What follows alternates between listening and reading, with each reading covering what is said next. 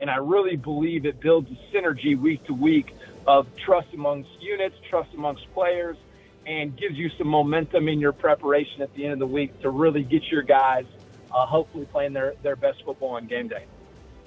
The mid-season is definitely a time to keep a focus on developing the fundamentals and the football IQ or awareness as to how those fundamentals are applied within the context of the game. And that is the focus of today's episode. We talk with our guests about how they use competition and accountability to keep their team sharp and what is emphasized in meeting practice periods and drills to accomplish that. We are joined again by offensive coordinator of the USFL Michigan Panthers, Eric Marty, head coach of Austin Peay University, Scotty Walden, and head coach of Otterbein University, Tommy Zagorski. They each share an idea on how they are able to keep their team focused and engaged through their meetings and practice periods so that the execution and performance on game day are as sharp as possible. These ideas, when implemented, can provide great value to your team here in the mid-season. What you see on tape is a direct reflection of what you teach and how you teach. Video is important, but if you don't teach well, you're not going to like what you see on your video.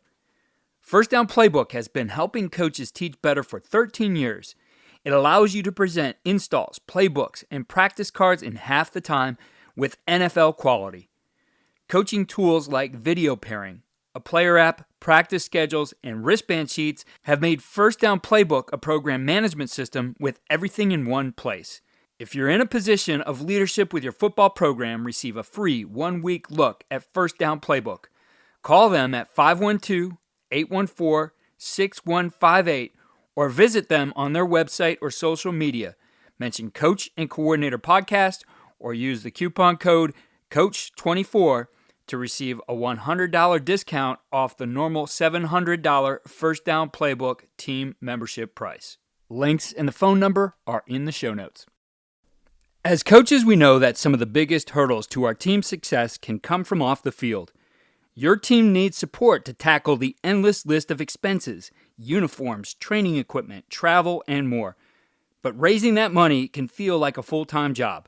Thankfully, there's Vertical Raise. Vertical Raise is the premier online fundraising platform using innovative technology to create the easiest and most efficient system available. Raise more money in less time with a local fundraising coach who works with your team every step of the way to customize the ideal fundraiser. With options for online donations, digital discount cards, premium product sales, and even spirit shops, Vertical Raise has top-of-the-line solutions for every fundraising style. To find out more, visit verticalraise.com and we'll get you connected with an exclusive offer on your first fundraiser. First up is USFL Michigan Panthers offensive coordinator Eric Marty. In addition to being an OC at every level, Coach Marty was a successful junior college head coach. The idea he shares today certainly has power with an individual unit, but as he points out, it will really serve the team well if it is done as a collective. Here is his idea on a weekly video quiz and why it is useful. So what I really like to do, and you can do it as a coordinator, you can also do it as a head coach. If the head coach is behind it, it's optimal, but it's just a video quiz the day before the game. And what you do is, ideally, you have your whole team in there, and you got 5 or 6 critical questions on offense, you got 5 or 6 critical questions on defense, and a couple on special teams. And you pull the video clip up, and you start with whichever player, maybe it's your backup quarterback, and you say, hey, Johnny, against this team, what's their top pressure and who's the indicator? And the clip pauses, and he has an opportunity in front of the whole team to answer the question and show everybody how prepared he is. And so it's a great chance to quiz backups. It's a great chance to quiz starters on things that are new adds or absolute musts. O-line on 3rd and 9+, we know this team loves to do what? And you ask your left tackle, and hopefully he says run games or ET stunts or whatever it may be. And then you show the video clip to reinforce it. And the same thing goes defensively. Hey, 3rd and 1, what's their favorite play? Oh, it's inside zone slice. But I think the real value of it is, especially when you sit your entire team down and you roll through it, and everybody, one, you get to address the things that are critical factors in the game and make sure you hammer those home. But more than anything, it gives the offense, who hasn't been with the defense most of the week, and vice versa, a chance to hear how prepared their teammates are for the football game, how locked in, how dialed in, how well you know this opponent. And I really believe it builds a synergy week to week of trust amongst units, trust amongst players, and gives you some momentum in your preparation at the end of the week to really get your guys hopefully playing their best football on game day. Next, we talk with head coach at Peay University, Scotty Walden. He talked with us about competitive drills he uses throughout the year called FTB, or For the Brand. Today, he shares how he progresses FTB as the season moves on and how FTB continues to provide his team the juice they need to have focused practices that lead to better performance on game day. Kind of going back, we continue that FTB drill during, week to week, but we may switch up, what the drill is. That always sets the tone for practice, man. I'm just a big believer in, setting the tone for practice that, on Tuesdays for us, we call that blue collar Tuesday, and Wednesday is situational Wednesday. And so, but what we do, for those drills, like, setting up, we might do, like, for instance, on, the FTB fearless drill, right, where we're doing one-on-ones. Well, we may, on a situational day, have a red zone one-on-one, as opposed to doing a one-on-one in the open field. And so, in addition to that, anything that we do starts getting geared towards situations. So something that, we struggled with the week before after that FTB drill, when we always do a team period after FTB. That's what I like to think of in my mind as a team emphasis drill. So that team emphasis might be, last week we struggled with blitz. Well, we're going to do a team blitz period at that point. Last week we struggled to stop the run. That's going to be a team run period at that point.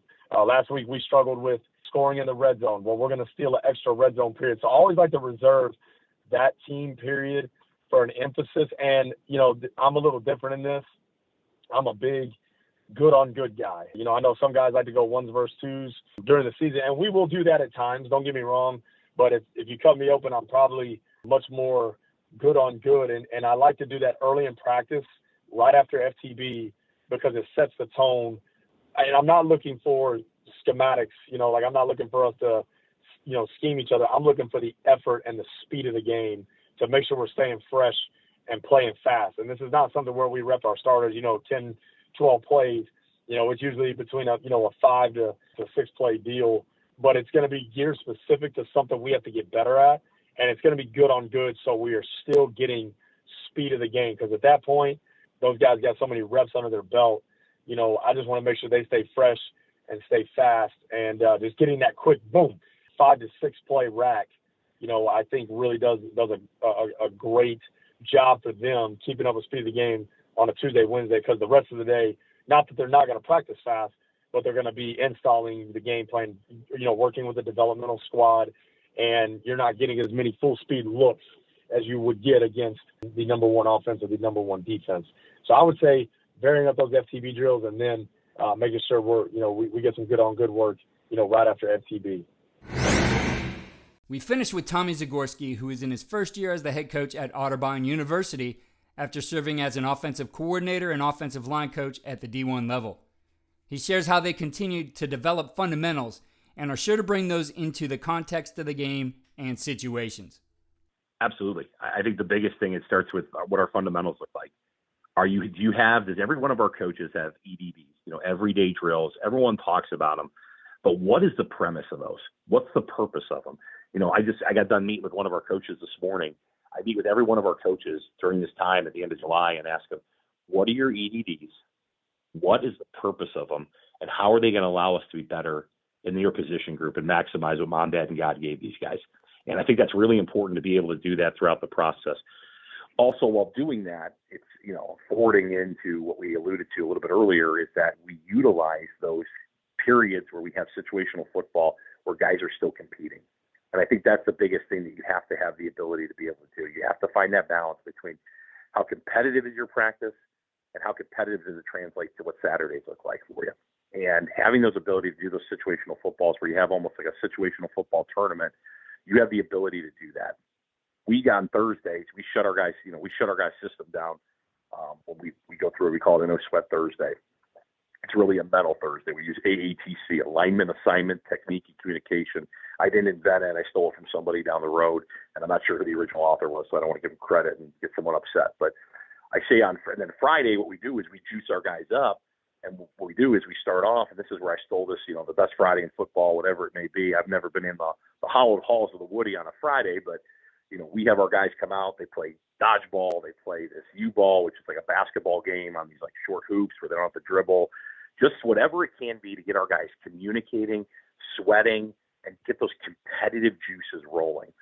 We do that so that when we come in on Friday, that Fast Friday, it's not the first 20 minutes of it is slow. Our guys are already sweating, they've lifted, they're ready to go, they get into it, they get their bodies right, and they're ready to go compete on Saturday. So I think those are a couple things that are core to who our identity is. And it's also fun. It's enjoyable. I think that's the other thing that sometimes we omit is all of us got into this sport because it was fun. Like nobody just started playing football because they're like, oh, I don't want to do that. You started playing because there was some part of you that thought, man, this could be fun. I could be really great in this. I'm going to play in the greatest team sport that's ever been created, where I'm going to go execute something where it takes 21 other people to make sure we get it done the right way. And I think that's really important for our players to understand, our coaches to understand, and our players as they're going forward with it. So making sure that we stay on those fundamentals, make sure we stay on that, and also enjoy it through that process. I want to dig back into one of the things you said there, and it's something I think I kept evolving into as I developed as a coach and I went through my career, was making sure that everything we did, whether I was coaching a position, whether it was the unit, that it had context tied to it. We always play the game in the context of time, space, where the ball is on the field, and score differential, right? That's an important part of it. And you mentioned your everyday drills and finding and making sure that there's some situational aspect to it. Could you give us an example of that? Yeah, absolutely. I think the biggest thing is when you're talking about your everyday drills, if you're looking at a D-line perspective, what does your tree of hand violence look like? What is your ability and how it correlates to how you're going to work your different stunt games and different things that you're going to do? I think that's important to have those every single day. If you don't rep them, you're not going to get better at them. And I think that's one of the things that I think is really, really, intrinsically important in whatever sport you do. You think about the analogy of a basketball player. No basketball player ever walks into a gym and doesn't take a shot. Why would any defensive lineman walk onto a football field and not use his hands, not work his stunt footwork, not work the ability to go rush the passer? These are things that have to be done every single day that cultivate explosiveness and also confidence in your abilities to be able to do it. What does your eyes look like? How do we match up? If you're a DB, is it really important that every single day we make sure, we've got a period where we're communicating and we're pattern matching. And I say by pattern matching, it's not just about the coverage. It's about having the ability to look at what different routes look like and how's your ability to communicate through it, talk through it, see it, get those reps that you want to have. I think that's really important, in that standpoint. Offensively, you're a running back. How do you expect your running backs to run block, or have the ability to pass protect, rather, if they're not doing it in practice every single day? Like, there has to be some kind of correlation that goes with it. And if you're a team that has a guy that your back never is in the protection, he's always getting out, well, then don't waste his time doing stuff that he's not going to have to do on Saturday. Like, utilize him. If you've got tight ends that are going to go block people and get people out of the C gap and D gap and go own that thing, you better get them on a sled. You better get them moving people every single day. Because if you're not, guess what? You can't get upset at those guys when they can't go do it against somebody that's working their craft every single day. So I think that's really important as we look at it and being able to do that. From an offensive line perspective, what's that blitz period look like for you, and how are our guys communicating, passing things off? Everyone talks about the twist game. Everyone talks about these different things. It's repetition. It's repetition. It's repetition. I mean, you know it better than anybody. I mean, it's your son plays shortstop. His relationship with the second baseman has to be incredible with his respective team. Whatever it is, that comes through those repetitions that you have on a daily basis, so that you have the ability to go work that and have the fortitude to go execute it on a Saturday. Often, we look to schemes and wrinkles as a way to enhance the performance of our teams. Those certainly can help, but also focusing on how we do things day to day in our meetings and practices can serve our teams well, because they're done intentionally and can result in the continuous improvement we are all looking for during the season. So think about what wrinkles you can add to your practices, to your meetings, to individual drills that are going to keep your team engaged and focused and moving forward through the season. We'll keep bringing you timely ideas throughout the season, Good luck as you prepare for this next weekend.